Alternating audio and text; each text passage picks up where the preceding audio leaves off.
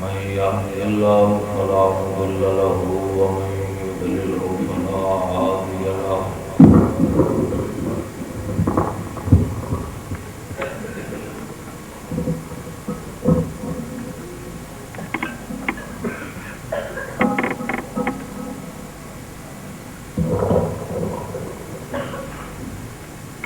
ونشهد أن لا إله إلا الله وحده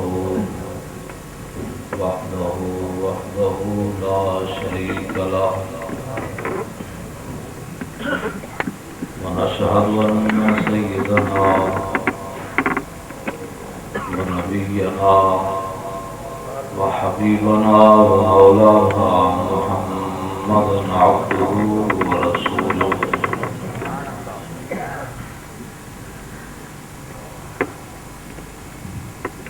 أما بعد فأعوذ بالله من الشيطان الرجيم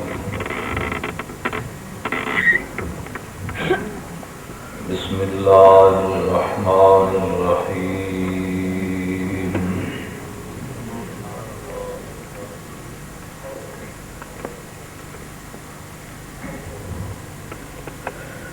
إن الذين يؤذون الله ورسوله لعنهم الله في الدنيا والآخرة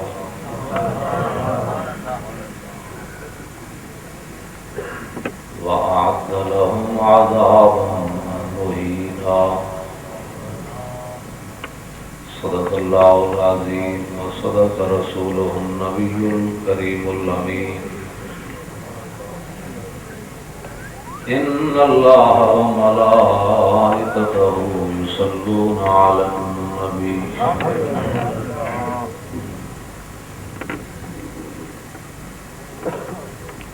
يا أيها الذين آمنوا صلوا عليه وسلموا تسليما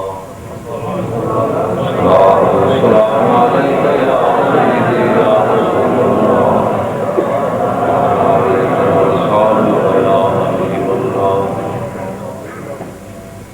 الصلاة والسلام عليك يا سيدي يا رسول الله وعليك وصحبك يا حبيب الله الصلاة والسلام عليك يا سيدي يا رسول الله وعليك وصحبك يا خاتم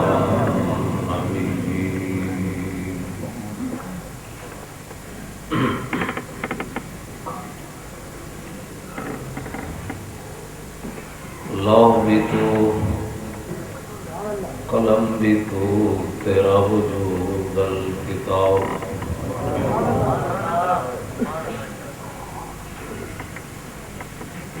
گنبد آب کی نرم تیرے محیط میں ہوا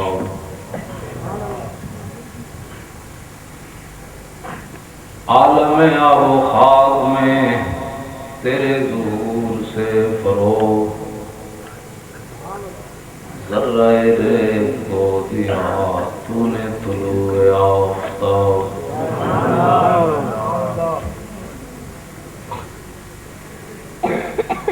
شوکت سنجر و سلیم تیرے جلال کی نمود فقر جنید و بایزید تیرا جمال بے نقاب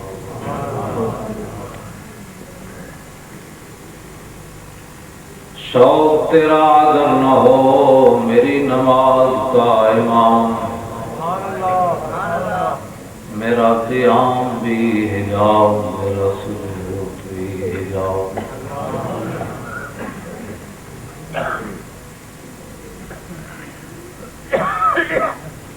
تازہ میرے ضمیر میں مار کا ایک کہن ہوا عشق تمام مصطفیٰ عقل تمام بولا گاہ بہی لمی برد گاہ بزور می کشد عشق کی ابتدا جب عشق کی انتہا جب گرامی قدر حضرات، میں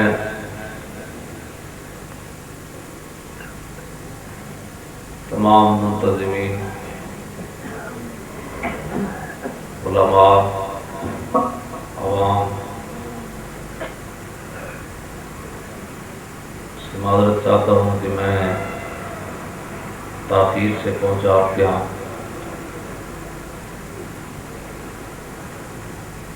آپ حضرات جو ہے وہ کافی دیر ہو گئی یہاں تشریف فرما ہے۔ اللہ تعالیٰ آپ کا یہ بیٹھنا قبول فرمائے۔ آمین۔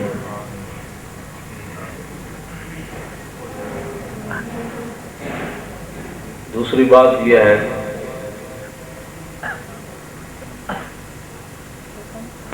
کہ میں خطیب نہیں ہوں، عالم ہونا تو بڑی دور کی بات ہے۔ میں خطیب بھی نہیں ہوں، میں ایک ضرب یضرب کو پڑھانے والا آدمی ہوں۔ ہمارے یہ نوجوان علماء، انہوں کو کسی نے بتایا کہ استاد صاحب تقریر کرتے ہیں۔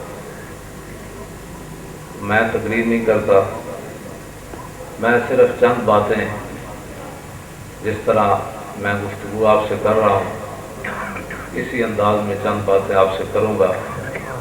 اگر آپ نے کوئی خطیب سننا ہے تو اس کے لیے ایک نیا جلسہ رکھیں، کسی بڑے خطیب کو بلائیں تاکہ وہ آپ کو اچھی طرح تقریر سنائے۔ مجھ سے آپ کھڑے ہو کر صرف سن سکتے ہیں، میں آپ کو سنا سکتا ہوں کہ جناب یہ نستعین اصل میں نستعین تھا، پھر کس قانون کے مطابق یہ نستعین بنے؟ وللضالین اصل میں ضالین تھا، اور وہ کون سا قانون لگایا کہ ضالین بن گئے؟ اور متقین اصل میں متقین تھا، پھر کس قانون کے تحت یہ متقین بنے؟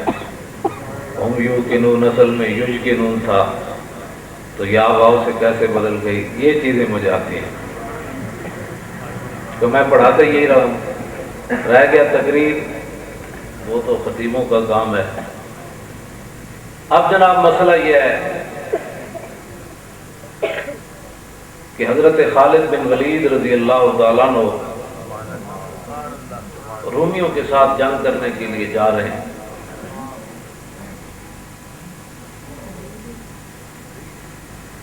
راستے میں رومیوں نے پوچھا خالد بن ولید سے کہ جس نبی کے نام پر تم اپنی جانوں تک قربان کر دیتے ہو، نہ تم دریا دیکھتے ہو، نہ پہاڑ دیکھتے ہو، نہ باپ دیکھتے ہو، نہ بھائی دیکھتے ہو، اس نبی کے نام پر تم دنیا میں گھوم رہے ہو، یہ بتاؤ تو صحیح اس نبی کی شان کیا تھی؟ صحابی رسول سے پوچھتے ہیں تاکہ جھگڑے کا کوئی مسئلہ ہی نہ رہے۔ خالد بن ولید رضی اللہ تعالیٰ عنہ نے او بھائی چھڑ دے وہ ساری چیزیں، کیا کرتے ہو؟ اتنی ٹھنڈی فضا میں پیاس لگ گئی آپ کو، بات سنیں۔ ایک تو بات یہ ہے کہ یہاں پیسے کسی نے نہیں دینے، میری بات توجہ کے ساتھ آپ سنیں۔ پیسے بڑے جیب بھری ہوئی میری، تھوڑے کو میں پیسے لین نہیں آیا، گل سنو توجہ نہ، خود خدا واسطے بھی کم ہونا چاہیے۔ حضور دی امت نو حضور دی محبت سکھا دو کہ اپنی نسلوں نو بچا لو، بد عقیدگی کولوں، گمراہی کولوں، تے اے محبت حضور دی محبت سینے چ لے کے قبر چلے جان۔ اعلیٰ حضرت فرماتے ہیں لحد میں عشق رخ شاہ کا داغ لے کے چلے، اور اندھیری رات سنی تھی چراغ لے کے چلے۔ یہ چراغ اگر آپ کے سینے میں روشن ہو گیا، میری بات کسی کو سمجھ میں آ گئی، اور اس نے پھر ساری زندگی اپنے منہ کو تالا لگا لیا، اس نے اپنے آقا و مولا کے خلاف کبھی زبان نہ کھولی تو میری تقریر کی قیمت پڑ جائے گی۔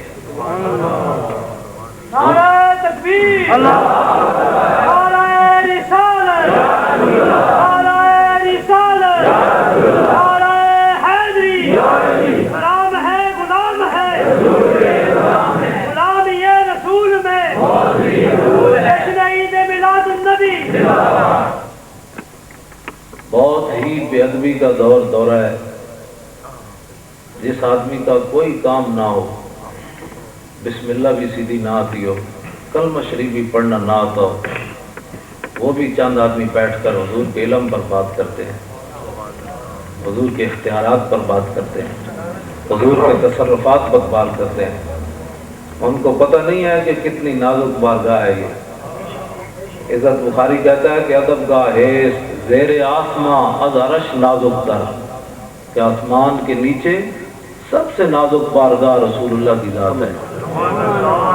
اور نفس گم کر دمی آیت جنید و با یزیدی جا۔ عزت بخاری نے بہت نیچے آ کر بات کی ہے، اصل شعر یہ ہونا چاہیے تھا کہ نفس گم کر دمی آیت ابو بکر و عمر ہی جا۔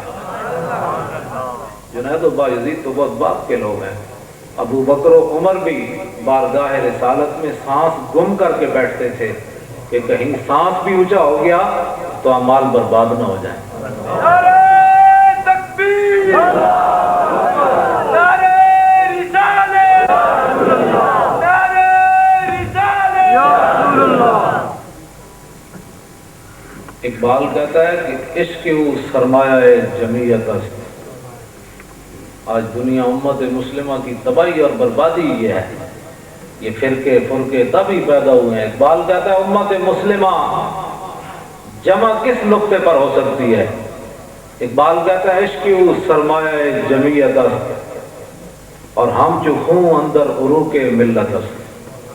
کہتا ہے امت اگر اس نقطے پر جمع ہو سکتی ہے تو وہ محبت رسول پر ہو سکتی ہے۔ اور اقبال کہتا ہے یہ محبت رسول مسلمانوں کے لیے کیسے ہے؟ کہتا ہے جس طرح رگوں کے اندر خون کا ہونا ضروری ہے زندگی کے لیے، اسی طرح امت مسلمہ کی زندگی کی رگوں کے اندر عشق رسول کا ہونا ضروری ہے۔ اور دوسری جگہ اقبال کہتا ہے در دل مسلم مقام مصطفیٰ اور آبروئے ماز نام مصطفیٰ۔ اقبال کہتا ہے یہ دل تو اللہ تعالیٰ نے بنائے ہی اس لیے ہے، اس دل میں حضور کی محبت ہونی چاہیے۔ اور آگے پھر اقبال بہت آگے کا آدمی ہے، لوگوں نے سمجھا ہی نہیں ہے اقبال کو۔ اقبال بہت آگے کا آدمی ہے، لوگوں نے صرف چین و عرب ہمارا ہے، ہندوستان ہمارا ہے، بس اقبال کو یہی سمجھا ہے، حالانکہ اقبال ایسا آدمی نہیں ہے۔ اقبال تو بہت آگے کی بات کرتا ہے۔ اقبال کہتا ہے چوں بنام مصطفیٰ خانم درود از خجالت آب می گردد وجود۔ کہتا ہے جب میں رسول اللہ پر درود پڑھتا ہوں صلی اللہ علیہ وسلم تو میں شرمندگی سے پانی پانی ہو جاتا ہوں۔ کیوں؟ کہتا ہے عشق می گوید اے محکوم غیر سینہ تو از بتا مانند غیر۔ اقبال کہتا ہے جب میں پڑھتا ہوں نا درود تو میرا عشق رسول یہ کہتا ہے کہ تو غیروں کا غلام ہے اور دعوے محبت رسول کے کرتا ہے۔ تیرا سینہ تو بت خانہ بنا ہوا ہے، اس میں ہزاروں چیزوں کی محبتیں ہیں اور دعوے تو محبت رسول کے کرتا ہے۔ ذرہ عشق نبی از حق طلب۔ کہنے لگا بڑے دعوے نہ کرنا، بڑے بڑے دعوے جی میں نے بڑا عشق رسول ہے تو جب موقع آوے تو تم گھروں ہی نہ نکلے عشق رسول، تو موقع آوے تو رشتہ داری بھی نہ چھڑ سکیں، موقع آوے تو جناب مجلس بری ہوئے تو شرمے نہ انگوٹھے بھی نہ چومے کہ جی پتہ نہیں یہ جائز ہے کہ ناجائز ہے، اور موقع ہے تو کھڑے ہو کر صلاۃ و سلام بھی نہ پڑھے، تو دعوے تو محبت رسول کے کرے۔ اقبال کہتا ہے تا ندارت از محمد رنگ و بو، جب تک تو اپنے دل میں محبت رسول نہیں سجاتا اور سارے بتوں کو سینے سے نہیں نکالتا تو از درود خود میالا نام ہو، پھر درود پڑھ کر حضور کے نام کو میلا نہ کیا تھا۔ تو حضور سرور عالم نور مجسم صلی اللہ تعالی علیہ وسلم کے بارے میں کافروں نے خالد بن ولید سے سوال کیا کہ نبی کی شان بتاؤ کیا ہے؟ اب خالد بن ولید نے جو بتا دیا اس کے بعد پھر بات ہی کوئی نہیں رہ جاتی. آپ نے فرمایا یار ہمارے آقا و مولا کی شان کون بیان کر سکتا ہے. اعلیٰ حضرت نے تو یہاں بات قلم ہی توڑ دیا کہ تیرے تو بس عیب تناہی سے ہیں بری. کہ آپ کسی کی خوبیاں بیان کرتے چلے جائیں نا, آدمی آگے آپ سے پوچھے گی اور, تو آپ کہیں گی بس. تو اعلیٰ حضرت فرماتے ہیں یا رسول اللہ آپ کے اتنے اوصاف ہیں کہ یہ جملہ آتا ہی نہیں ہے کہ بس یہ جملہ آتا ہی نہیں ہے کہ جناب بس ہے, اس کے آگے ہمارے آقا و مولا کی شان نہیں ہے. تیرے تو بس عیب تناہی سے ہیں بری, حیران ہوں میرے شاہ کیا کیا کہوں تجھے. تو حضور سرور عالم صلی اللہ علیہ وسلم کے بارے میں خالد بن ولید نے کہا کہ ہمارے آقا و مولا کے کمالات تو بے مثال ہے. میں تجھے ایک جملہ بتاتا ہوں ہمارے آقا کی شان کیا ہے. آپ نے فرمایا المرسل علی قدر المرسل, فرمایا وہ تو بھیجنے والے کی شان بن کر آئے, وہ تو بھیجنے والے کی شان بن کر آئے. اب اس کے بعد جب وہ بھیجنے والے کی شان تھے تو پھر سورج کا واپس پلٹنا کوئی بات نہیں, کیونکہ وہ بھیجنے والے کی شان بن کر آئے تھے. سورج چاند کے 2 ٹکڑے کر دینا یہ کوئی مسئلہ نہیں, کیونکہ وہ بھیجنے والے کی شان بن کر آئے تھے. کنکریاں ابو آج تو نبی کے بارے میں غیب نہیں نہ مانتے, کلمہ پڑھ کے بھی. مولانا روم فرماتے ہیں ابو جہل آیا اور کنکریاں ہاتھ میں بند کر کے آیا. وہ کہنے لگا در رسولی چیز در دستم نہاں, کیوں خبرداری دراز آسمان. کہا کہ آپ آسمانوں کی باتیں کرتے ہیں, ان کا تو ہمیں پتہ نہیں ہے, یہ بتائیں کہ میرے ہاتھ میں کیا ہے. سبحان اللہ. تو اس امت کا فرعون بھی کم از کم یہ اعتقاد ضرور رکھتا تھا کہ جو نبی ہوتا ہے وہ غیب جانتا ہے. اور اس امت کا رئیس المنافقین جس کے بارے میں قرآن کی نصوص قطعیہ نازل ہوئی, اس کا بھی یہ اعتقاد تھا. عبداللہ ابن ابی بخاری شریف کے اندر موجود ہے, مشکات شریف کے اندر موجود ہے. اس نے بھی مرنے سے پہلے اپنے بیٹے حضرت عبداللہ مخلص مسلمان, اس کو کہا کہ جب میں مر جاؤں نا جا کر حضور کی بارگاہ میں جانا اور میرے کفن کے لیے حضور کی قمیص لانا. عبداللہ ابن ابی یعنی وہ منافقوں کا سردار ہے, لیکن پھر بھی اس کا اعتقاد ہے کہ نبی کی شان تو براؤ برا ہے. اور اس امت کا رئیس المنافقین جس کے بارے میں قرآن کی نصوص قطعیہ نازل ہوئی, اس کا بھی یہ اعتقاد تھا. عبداللہ ابن ابی بخاری شریف کے اندر موجود ہے, مشکات شریف کے اندر موجود ہے. اس نے بھی مرنے سے پہلے اپنے بیٹے حضرت عبداللہ مخلص مسلمان, اس کو کہا کہ جب میں مر جاؤں نا جا کر حضور کی بارگاہ میں جانا اور میرے کفن کے لیے حضور کی قمیص لانا. عبداللہ ابن ابی یعنی وہ منافقوں کا سردار ہے, لیکن پھر بھی اس کا اعتقاد ہے کہ نبی کی شان تو براؤ برا ہے, نبی کے اختیارات تو براؤ برا ہے, نبی کے جسم سے جو کپڑا لگا ہے وہ مجھے نفع دے گا. اور کلمہ پڑھ کے جو کہے نبی نہیں نفع دیتا تو اس سے کم از کم عبداللہ ابن ابی تو آگے کا آدمی ہے. وہ کہتا ہے کہ مجھے نبی کے کپڑے میں کفن دینا ہے, اور یہ کلمہ پڑھ کے کہتا ہے نبی نہیں نفع دیتا. تو پھر یہ دیکھیں یہ کس لائن میں کھڑا ہے, اس کو سوچنا چاہیے. امام الانبیاء اگرچہ حضور علیہ السلام نے ایک قمیص نہیں دی, 2 دی, بلکہ اس کو قبر سے نکال کر اس کے منہ میں لابدان بھی حضور نے ڈالا. سبحان اللہ. یہ خلق عظیم ہے. تیری ہر ادا پہ جان خدا, مجھے ہر ادا نے مزہ دیا. کوئی تجھ سا ہوا ہے نہ ہوگا شہاد, تیرے خالق کے حسن ادا کی قسم. نعرہ تکبیر, نعرہ رسالت, جشن عید میلاد النبی, نعوان مصطفیٰ. حضرت عمر رضی اللہ تعالیٰ عنہ سے قابو نہیں ہوا, یعنی قابو ان سے نہیں ہوا. وہ عرض کی حضور آپ کس کا جنازہ پڑھانے لگے ہیں, یہ کون آدمی ہے, آپ پتہ ہے کس کا جنازہ پڑھانے لگے؟ حضور نے مسکرا کے فرمایا مجھے پتہ ہے میں جس کا جنازہ پڑھانے لگا. نگاہ عمر, یہ امتی اور نبی کی نگاہ کا فرق ہے. حضرت عمر اس کو دیکھ رہے تھے اور میرے آقا و مولا اس کے 1000 ساتھیوں کو دیکھ رہے تھے. اس کا 1000 ساتھی, انہوں نے سوچا یار یہ ہمارا جو سرغنہ ہے گرو, یہ کے بعد اگر نبی کے کرتے کا محتاج ہے تو ہمیں اس نے غلط راستے پر لگائے رکھا. اگر مرنے کے بعد ہی اس نبی کا ہم نے محتاج ہونا ہے تو زندگی میں کیوں نہ غلام بن جائے. تو 1000 منافقوں نے دل سے حضور کو مان لیا. شفیع و حاکم و مختار مان ان کو دنیا میں, شفیع و حاکم و مختار مان ان کو دنیا میں, قیامت میں یہ سب کچھ دیکھ کر مانا تو کیا مانا. خدا کے نور کو خود سا بشر مانا تو کیا مانا, پھر انہیں خاک مانا, خاک مانا تو پھر کیا مانا. وہ جانے خبر ہے. لوگ کہتے ہیں نبی کو فلاں چیز کا علم نہیں ہے, فلاں چیز کا علم نہیں ہے, فلاں چیز کا علم نہیں ہے. ایک بار کہتا ہے صدیق اکبر سے ایک سوال ہوا بڑا مشکل, اور ہونا بھی صدیق اکبر سے یہ سوال چاہیے تھا اور کسی سے ہونا بھی نہیں چاہیے تھا. کتنا مشکل سوال ہوا. ایک بار کہتا ہے صدیق اکبر سے سوال یہ ہوا, مانا حتم کنیتا کی قدر بنگری باتیدہ صدیق اکبر.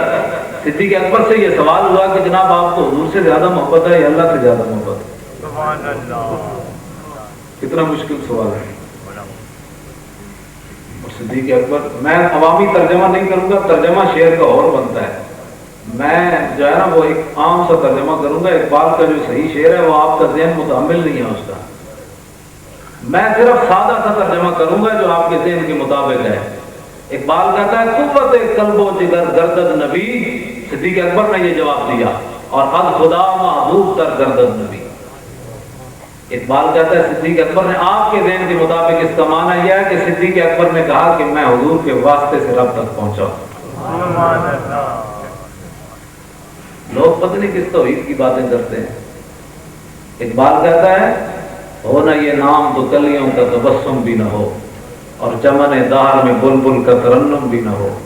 یہ نہ ساقی ہو تو پھر میں بھی نہ ہو, خم بھی نہ ہو, اور بزم توحید بھی دنیا میں نہ ہو, تم بھی نہ ہو. اقبال کہتا ہے یہ رسول اللہ اگر نہ ہو صلی اللہ علیہ وسلم تو توحید کا بھی کوئی نہیں, یہ حضور کے واسطے سے ہی ہے سارا کچھ. اور اقبال کہتا ہے یہ کوئی آسمان کھڑا ہے, ہمارے کرتوت تو یہ ہے کہ 1 سیکنڈ میں نیچے آ جائے. اقبال کہتا ہے یہ کسی کے جناب تبلیغوں سے اور کسی کے سجدے رگڑنے سے, سر رگڑنے سے یہ نہیں کھڑا. خیمہ اخلاق کا استادہ اسی نام سے ہے, اور نبض ہستی تپشا مادہ اسی نام سے ہے. یہ دنیا میں چہل پہل ہے, رونق ہے, یہ رسول اللہ کے نام سے ہی ہے سارا کچھ. اور پھر اقبال قربان جائیں تجھ پر. لوگ کہتے ہیں یہ حاضر و ناظر یہ مولویوں کے جھگڑے ہیں. اقبال تو بتا کہ یہ مولویوں کے جھگڑے ہیں, تو جناب ادھر میں خانہ یورپ میں خانہ یورپ چشیدم بجانے من کے درد سر خریدم. اقبال کہتا ہے میں بھی اتو میپ پین گئے تھی یورپ دی, علم سکھڑ گئے تھی, لیکن بجانے من کے درد سر خریدم. اقبال کہتا خدا دی قسم ہے میں تو سر درد خرید کے آیا ہوں. نشستم بالکو یا میں فرنگی ازاں روزے کے بے سود تر ندیدم. لوگ جدید بدلی کیا کرتے ہیں. اقبال کہتا ہے ادھر آؤ میں سب لڑا کے آیا, تھی نہ جانا ہوتے سب لڑا, کہنے نہیں اسی بھی جانا ہے سب لڑا. یورپ پڑھن واسطے. اقبال کہتا ہے میں نہ کوئی کی ملیا, جتنی دیر میں فرنگیاں نال بیٹھا میری زندگی کا بدترین وقت گزریا. یعنی کی گل کرتا, کہتا ہے مرا در سے حکیمہ درد سردار, مجھے جو فرنگی دانشور تھے انہوں نے سر درد دیا. کیوں کہ من پر مردہ یاد نگاہ فیضم, اس واسطے کہ میں تو رسول اللہ کی نگاہ کا کھلا ہوا تھا. اور پھر آخر میں اقبال حضور کے دربار میں کیا کہتا ہے, فقیرم ہر سے خواہم مذکو خواہم, حضور میں آپ کے در کا فقیر ہوں, جو بھی مانگوں گا آپ سے مانگوں گا. اور پھر آخر میں اقبال نے, آج تو میں اس بات کا قائل ہوں کہ جب حضور کے دربار میں کوئی محفل میں آ جائے تو سارے ہی ٹھیک ہے, کسی کا شکریہ ادا نہیں کرنا چاہیے. بس ٹھیک ہے مولوی صاحب لاہور آئے تو کہڑا کوئی احسان کر کے آئے, حضور نے صدقے ہو جائے پت ملیا, علم ملیا, میں کوئی احسان کیتا ہے. یہ تو حضور تک کرم میں انہیں بلا لیا کوٹھا چل سنا ساڑھے تو کوئی احسان وہاں ملتا ہے کیا. نبی علیہ السلام آرام فرمائے اس طرح حضرت زبیر بن عوام پکا اس طرح چل رہے. کافی دیر کے بعد حضور علیہ السلام نے جب آنکھیں کھولی تو فرمایا کتنی دیر ہو گئی تجھے مجھے پکا جو ہے وہ چل رہے. عرض کی حضور کافی دیر ہو گئی. حضور نے کیا فرمایا, فرمایا ھذا جبریل و یقرئک السلام, فرمایا یہ جبریل کھڑا ہے تجھے سلام پیش کر رہا ہے.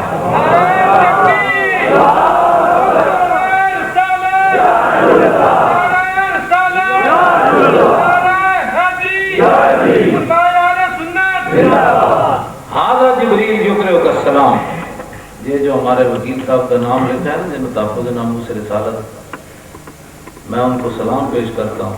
میں جنہیں پکھا جلیا یار انہوں نے پشت تے جبریل کھڑیا، جنہیں حضور دی عزت واسطے مقدمہ لڑیا انہوں نے پیچھے جبریل نہیں کھڑے۔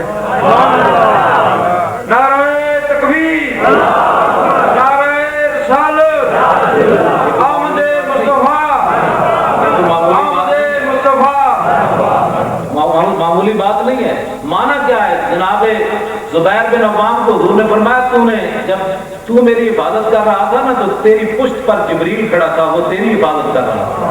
اور اگلی بات حضور نے فرمایا یہ جبریل یہ بھی کہہ رہا ہے کہ وَأَنَا ضَامِنٌ لَكَ يَوْمَ الْقِيَامَةِ، فرمایا زبیر بن عوام کو کہہ دو کہ قیامت کے دن اگر کوئی پریشانی ہوئی تو میں ضامن ہوں اس کا۔ آپ اندازہ کر سکتے ہیں نبی علیہ السلام کی عزت اور ناموس کے لیے جو آدمی بات کرتا ہے تو اکیلا تھوڑا ہوتا ہے، اکیلا نہیں ہوتا، اس کی پشت پر جبریل کھڑے رہتے ہیں۔ اور پھر تو ترمذی کی حدیث ہے، نبی علیہ السلام نے فرمایا ان اللہ یؤید حسانہ بروح القدس ما ینافق و یفاخر عن رسول اللہ، فرمایا جب تک حسان میری تعریف کرتا ہے میرے مخالفوں کا رد کرتا رہتا ہے اس کی پشت پر جبریل کھڑا رہتا ہے۔ اور حضور سرور عالم نور مجسم صلی اللہ علیہ وسلم خود حضور نے 3 صحابہ جب کافروں نے حضور کے خلاف شعر کہے اور ان کے بکواسات جب حد سے بڑھ گئے تو حضور نے مسجد نبوی شریف کے اندر ابن عساکر نے اس روایت کو نقل کیا ہے کہ حضور علیہ السلام نے 3 درباری شاعروں کو بلایا، درباری شاعروں کو بلایا۔ ساڑھے نات خانہ نے بھی انت پائی ہوئی، انہوں نے بھی چاہیے بھائی بندے پڑھنی چاہیے نات، بالکل ادب تے احترام نال لوگوں نے چاہنا نہیں چاہیے بھائی آرام نال بیٹھو، آرام نہیں آتا جس کے دل چ کوئی آئے گی سبحان اللہ کہہ دے تے بےزتی کر کے لوگوں کہنا سبحان اللہ تم ہی کہہ ہوئے، دائیں والے تم ہی کہہ ہوئے، پیچھے والے تسی بھی کہہ، دل لا کے تو کیا ضرورت ہے ان باتوں کی؟ اگر کسی کے دل میں محبت آئے گی تو وہ سبحان اللہ کہہ دے گا، سبحان اللہ کہلوایا تھوڑا جاتا ہے، دل سے جو بات نکلتی ہے اثر رکھتی ہے، پر نہیں مگر طاقت پرواز رکھتی ہے۔ لوگوں کی حضور کی امت کی بےزتی کر کر کے سبحان اللہ کہلوانا ہوئے تو ستے ہو جاگتے ہو، بھائی ستے جاگتے ہو تو اس کی گالے ہو نہیں کرتا کہ اگلے جاگن کیوں تو گئے اگلے داڑھی اپنی سستیاں انہیں سستیاں نے دور کرنا چاہیے، رسمی طور سے کام نہیں ہونا چاہیے۔ پھر وہ اقبال کہتا ہے نگاہ عشق و دل زندہ کی تلاش ہے، اقبال کہتا ہے نگاہ عشق و دل زندہ کی تلاش ہے، شکار مردہ سزاوار شہباز نہیں۔ اقبال کہنا ہے جہاں دل مردہ ہوئے اس کے دل میں عشق رسول کبھی آ ہی نہیں سکتا۔ حد غلام لذت امام جو گرج باشد حافظ قرآن جو، اقبال کہنا ہے جڑے غلام ہون انہوں کو ایمان کی خوشبو ہی نہیں آ سکتی، وہاں حافظ قرآن ہی کیوں نہ ہو۔ اس واسطے نگاہ عشق جو ہے وہ دل زندہ، اقبال کہتا ہے دنیا میں شاہین مرا ہوا پرندہ نہیں کھاتا، تو جس کا دل مرا ہوا اس دل کے اندر عشق رسول کیسے آ سکتا ہے؟ نگاہ عشق و دل زندہ کی تلاش۔ اس واسطے ایسی نعتیں پڑھنی چاہیے جس کے اندر تعظیم رسول موجود ہو، اور ایسی ایسی جناب و اعلیٰ حضرت امام اہل سنت کا کلام ہے، اور پھر ایسی نعت میں لب کے لے آواں کتوں سونا تیرے نال دا، ہمیں تلاش کرنے کی ضرورت ہی کوئی نہیں، کمال ہوگی ایسا کتوں لبنا ہے، ہمیں کسی کو تلاش کرنے کی نہیں ضرورت۔ حسان بن ثابت سے پوچھو کہ آپ نے تلاش کیا؟ واحسن من کا لم ترکت تو عینی واجمل من کا لم تلد النساء، حضور آپ جیسا حسین تو میری آنکھ نے دیکھا ہی کوئی نہیں، یہ نہیں کہ میں جاؤں تلاش کروں، حضور دیکھتی کیسے؟ آپ جیسا حسین تو کسی ماں نے جنا ہی کوئی نہیں۔ اور خلقت مبرأ من کل عیب کانک قد خلقت کما تشاء، میرے آقا اللہ تعالیٰ نے آپ کو ایسے پیدا کیا جس طرح آپ خود چاہتے تھے۔ حسان یہ بتائیں کہ زمانہ ماضی میں بھی حضور کی کوئی مثل ہوا یا قیامت تک کوئی ہوگا؟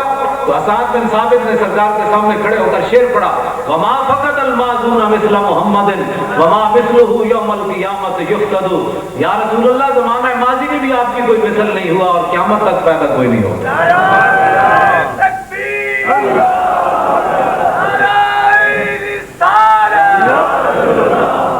جشن عید میلاد النبی، آمد مصطفیٰ،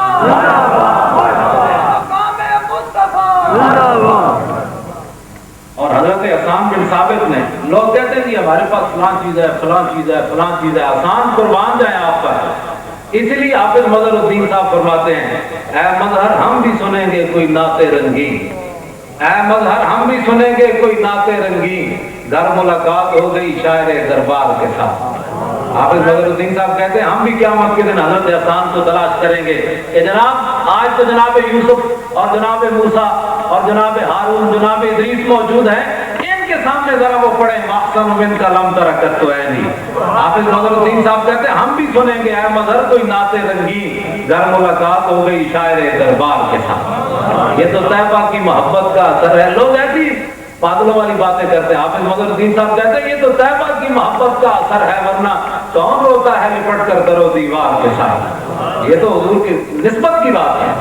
تو اس واسطے ہمیں بڑی احتیاط کی ضرورت ہے۔ حضرت حسان بن ثابت نے ہماری نمائندگی کی ہے۔ لوگ کہتے ہیں ہمارے پاس فلاں چیز ہے فلاں چیز ہے۔ اس زمانے میں بھی لوگ صحابہ کو کہتے تھے تمہارے پاس کیا ہے تمہارے پاس کیا ہے، تو حضرت حسان نے کھڑے ہو کر ساری دنیا کو بتایا بتاؤں ہمارے پاس کیا ہے، یکفی بنا علی من غیرنا حب النبی محمد ایانا۔ ساری دنیا پر ہمیں یہی فضیلت کافی ہے کہ ہمارے دلوں میں عشق رسول موجود ہے۔